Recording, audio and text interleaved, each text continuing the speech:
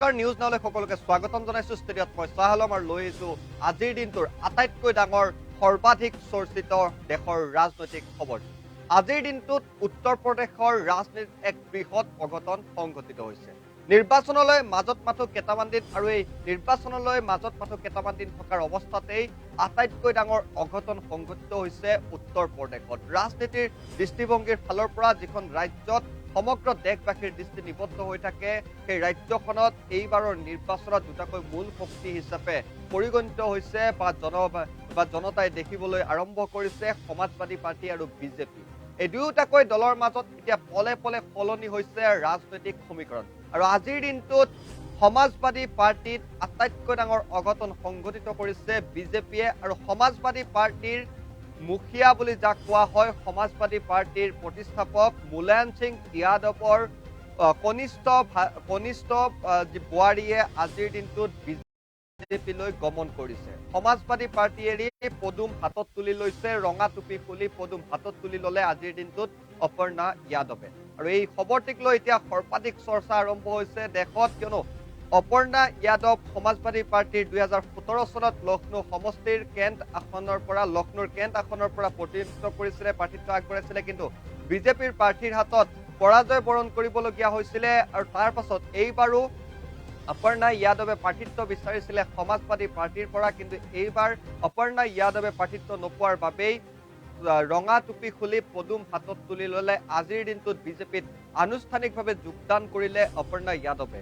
উপ মুখ্যমন্ত্ৰী কেশৱ প্ৰসাদ মৌৰ্যৰ উপস্থিতিত অপৰ্ণা যাদৱে বিজেপিত যোগদান কৰে। আৰু বিজেপিৰ সমাজবাদী পাৰ্টিৰ যি প্ৰতিষ্ঠাপক পৰিয়ালৰ পৰা এয়াই হৈছে প্ৰথম যিগৰাকী সদস্যই বিজেপিত যোগদান কৰিছে। উল্লেখযোগ্য যে ইয়াৰ পূৰ্বে অপৰ্ণা যাদৱক RSS আৰু বিজেপিৰ এক সহানুভূতিশীল ব্যক্তি হিচাপে বিভিন্ন সময়ত জনা যায়। বিভিন্ন সময়ত দেখা গৈছিলে যোগী আদিত্যনাথ আৰু প্ৰধানমন্ত্ৰী নৰেন্দ্ৰ মোদীৰ প্ৰশংসা কৰিছিলে অপৰ্ণা যাদৱে, কিন্তু তৎসত্ত্বেও সমাজবাদী পাৰ্টিতেই আছিলে অপৰ্ণা যাদৱ। উল্লেখযোগ্য যে ৰাম মন্দিৰ নিৰ্মাণৰ বাবেও অপৰ্ণা যাদৱে 11.11 লাখ টকাৰ অনুদানো আগবঢ়াইছিলে। আৰু বিভিন্ন সময়ত স্বচ্ছ ভাৰত অভিযানৰ পৰা আদি কৰি বিভিন্ন বিজেপিৰ আঁচনিসমূহক প্ৰশংসা কৰিছিলে অপৰ্ণা যাদৱে।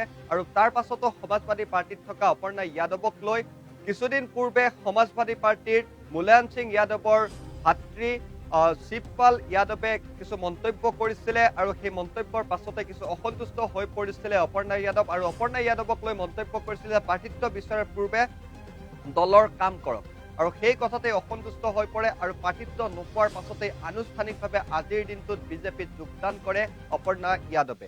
অখিলেশ শিবিৰলৈ এক মুখ্যম আঘাত সানি আজিৰ দিনটোত অপৰ্ণা যাদৱক নিজৰ পক্ষলৈ আনিবলৈ সক্ষম হৈছে বিজেপিয়ে।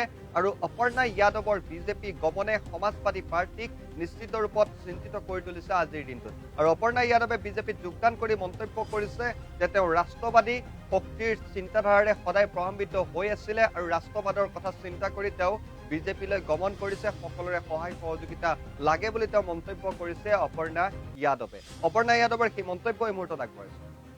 ने मुझे भारतीय जनता पार्टी का मेंबर बनने का एक सुअवसर दिया।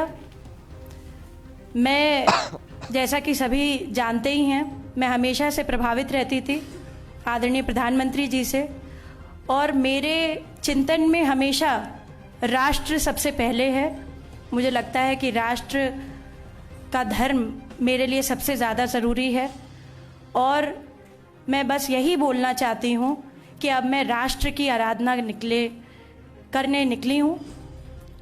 इसलिए आप सभी लोगों का सहयोग भी बहुत अनिवार्य है, और मैं बहुत हमेशा से प्रभावित रहती हूँ जिस प्रकार की कार्यशैली है, चाहे वो स्वच्छ भारत मिशन हो, चाहे वो महिलाओं के लिए स्वावलंबी जीवन हो, चाहे वो रोज़गार हो।